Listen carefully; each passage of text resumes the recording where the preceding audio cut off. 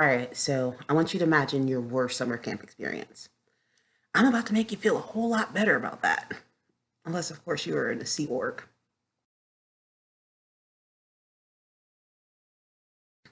My name is Quay, and welcome to Driftwood.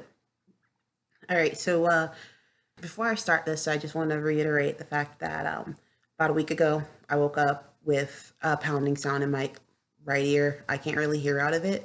So if I do get distracted or flighty or turn my head or anything, it's because there's this loud banging sound in my ear that I cannot get rid of. I'm gonna go to the doctor next week after the holiday and figure out what's going on. But for now, it's just I talked about the setup at the shelter and how you come in and you get deloused. And the night where my first night where I went to bed and sleeping on a cot or a mat in the back of the girls' dorm.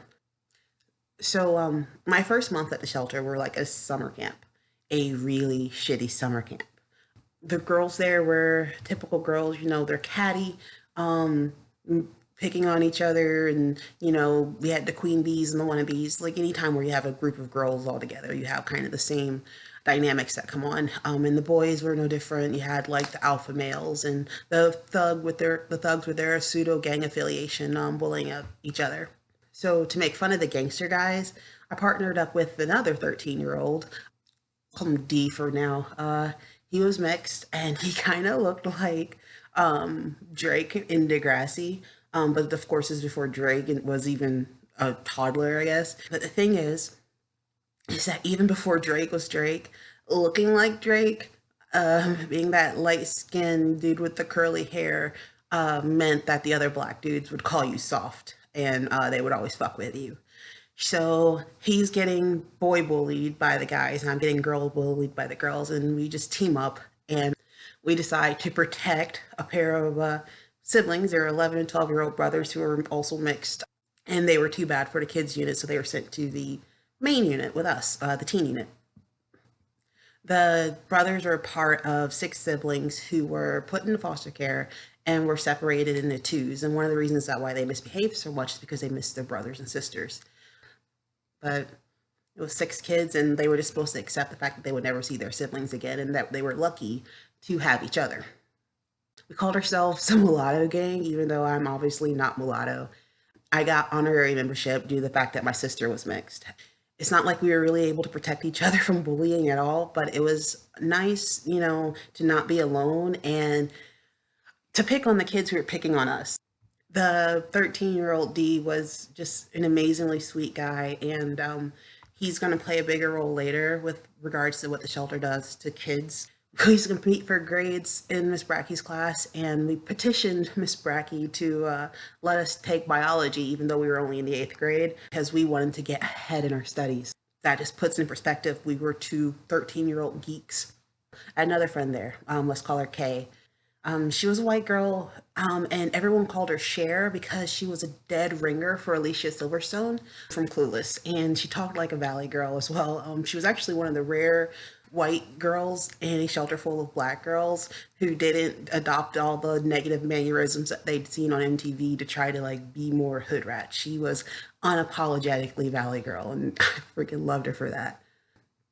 She was my first real friend there. She was just too damn cool. Even though I was just like this super loser and she was easily one of the more popular girls there, she befriended me and we would sit around talking for hours about her life and her previous placements and how badly she was trying to get back to her boyfriend, M, who they were separated from each other in their last placement. And she would like read me his love letters. She was bulimic and Misery loves company, so she used to always try to get me to join her in her little puke fest. But I was seen at that point in time. I'd seen enough after school specials to know that that wasn't a route to go on at that point in time, pre Depakote days. Anyway, but to help her not end up in a hospital or a, anorexia unit, I would watch the door for her while she would throw up to make sure no one came in. Her friendship really came in handy to me, and it led to actually me first running away from the shelter. The dominant portion of my life at the shelter was a series of power struggles. Not with the other kids. I mean, we just existed, but between me and the staff. And this is going to be funny because one of my best friends now is a Presbyterian minister, and I'm about to relay a story of childhood zeal uh, that, given how blasphemous I've been with him over the years, is probably going to be out of character. But yeah, I was raised Jehovah's Witness for the most part, and part of being a Jehovah's Witness is not falling in with Christendom. So there's Christians and there's Christendom and there's Jehovah's Witness, and you are not supposed to participate in like rituals that other Christians do that are not in the Bible. And so in this case, it was serenity prayer. Every day before every meal, we were forced to say the serenity prayer, and I refused. To me, it was like the story of Daniel. I think it was Daniel and the three pillars. It's with Daniel and his friends, and they refused to bow before the king, or to give homage to the king. I don't know. It's been so long since I've read these stories, but the long and short of it is, your love of God keeps you from even bowing in the slightest bit when it came to your faith. And in this case, they were trying to make me say a prayer that I knew I wasn't supposed to say. You weren't supposed to say the prayer pledge. You weren't supposed to pray with other people who weren't Jehovah's Witness. It was a thing. So anyway, to the staff, my refusal to pray was like an insult to their faith. Somehow me not being Christian just like enraged some of them. Or no, for some reason, me not being their brand of Christian enraged some of them. There are a few times where I would say something like, I'm a Jehovah's Witness, and they would just say like, oh, that's a cult, which is something that was repeated over and over anytime I was like around Christians, like, oh, you're just in a cult. So me being the ever studious, nerdy kid that I was, would respond to the staff members when they were trying to make me say the prayer by saying, you're violating my First Amendment rights. This is a state-founded facility. This is a government building. You can't make me pray. And they were like, yes, the fuck we can.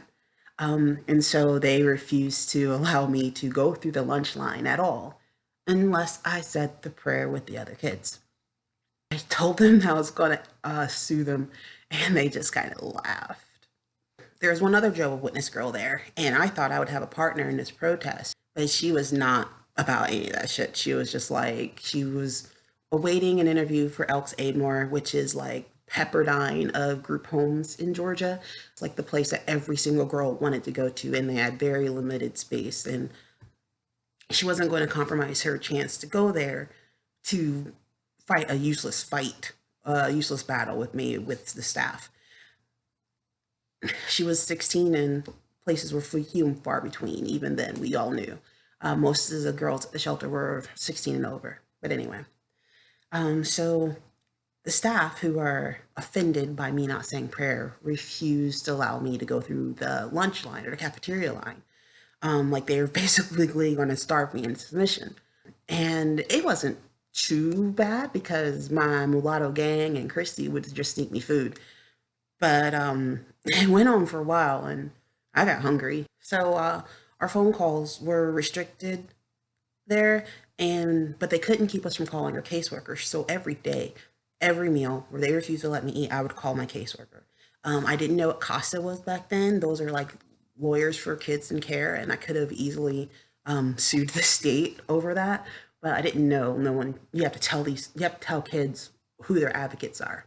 So I'm there, I'm refusing to say prayer, and they're saying I'm refusing to eat, and my friends are sneaking me food, and it's just this big ass mess. And I'm calling my caseworker 3 or 4 or 5 times a day. And this clash just went on and on and on. Eventually, the food strike died down when the janitor, who was a Jehovah's Witness, negotiated with the staff that basically I didn't have to say the serenity prayer, but I could pray on my own quietly. I did offer that initially, like, I'll say my own prayer, and they're like, no, you need to pray out loud. And I'm like, no, fuck you guys. All right. So that was the first power struggle. It was very much like 3-year-olds power struggling over their food. But anyway, the next and biggest and more important power struggle that I had was with forced medical care. And when I say forced medical care, I meant forced medication. See, I'd been in the shelter for months, and I never really met my caseworker. She was just a voice on the other end of the phone. either answer machine or occasionally she'd pick up. One day, she told me that she had got me an interview at Elks Aidmore, the place where the other girl was trying to go, and that they were setting up doctor's appointments and physicals for me so that I could get into the group home, and she was even going to get me a clothing voucher, and I just needed to behave. When I told the other girls about the interview, they were just like, holy shit, that's like the best place you can go. If you're going to go anywhere, it's got to be Elks Aidmore. Oh, I remember when I was there, yada, yada, yada. It was awesome. So I was really hyped up and just ready to be a group home kid. The way they made it sound, it was like living at a boarding school. The Elks Aidmore appointment was also awesome because it meant that I got to actually go to a doctor. See, when I first got to the shelter, that very first shower and every shower since then, I ended up getting athlete's foot. And I didn't know what that was. I was 13 years old and pretty naive. All I knew was that my toes were burning and cracking in between and bleeding, and oh my gosh, it was like peeling off, and I never experienced something like this before. And it was because of the shower and the fact that they didn't give us shower shoes. I'm not going to say like the shelter was completely nasty, because I've been to worse, and I feel like the janitor did her best keeping that place clean with like 60, 70 residents. Sorry, 40, 50 residents. But yeah, the showers were just gross. It was like the equivalent of barefoot showering in a high school gym. And I've been complaining for weeks, and no one had taken me to the doctor. No one got me medicine. In fact, the staff just made fun of me and told me my feet stunk. It's great being a 13-year-old girl and being made fun of for being ugly and having stinky feet. So before the doctor's appointment, my caseworker came and she took me shopping. I was excited as fuck because up to that point, I had been cycling the same 3 outfits over and over and over that I had stuffed in my bag when my mom kicked me out. The vouchers that we would get to go shopping were like to Walmart or Target for $150, and to me that was like a bajillion dollars. I never, had that much money at my disposal to buy. And while I'm shopping with my caseworker, and not even I didn't even know what size clothes I wore. Just to put in perspective, I really want to emphasize how young I was. I didn't know what size clothes I wore. So when my caseworker is like trying to help me pick out clothes, I'm picking out size like 18, 20, 24. I was just not a 24. I'm not even 24 now, as bad as I am. But anyway, she just let me grab whatever. She wasn't really paying attention, and she was more focused on talking to me about my behavior at the shelter, about the power struggles that I was having at the shelter, about, complying with which books I was going to do for homework and like biology or not biology, and complying when it came to, I just spit. Complying when it came to saying a prayer at meals because you just didn't want to have all those write-ups when you're going to interview for a place.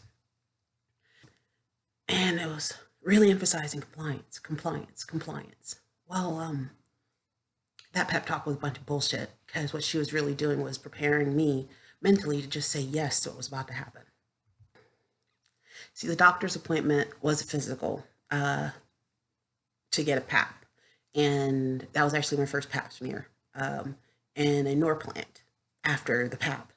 Norplant, if you don't know, it's a medical device for birth control that is implanted into your inner arm, and that's supposed to provide birth control for 5 years. They didn't even explain all that to me. They just said they were going to put it in a Norplant. And I was like, what was that? And they're like, birth control. I was 13 years old. I was a virgin, technically, if you don't count like stuff that happened when I was like 5, but I'm 13. I'm a virgin. I'm not sexually active. I have no intention on ever being sexually active at this point until I'm married because, Joe Witness. And they were trying to convince me to allow them to put a device into my arm, and I refused. When I got back to the shelter and I told the girls what they were trying to do, apparently that was a normal thing that they did. Like almost every girl at the shelter had a Norplant, and if they didn't have a Norplant, they were getting depot shots, and that was because their body had rejected the Norplant. And there were girls who were there whose bodies were actively rejecting the Norplant. You can see like the bruises inside their arm, and I was just like, no, I'm not dealing with that fuck shit, no. And the girl said that you had to, that if I didn't at least get the depot shot, that the state was going to make me pay. And while I understand the sense behind having girls on birth control, because you don't want them making babies while in foster care.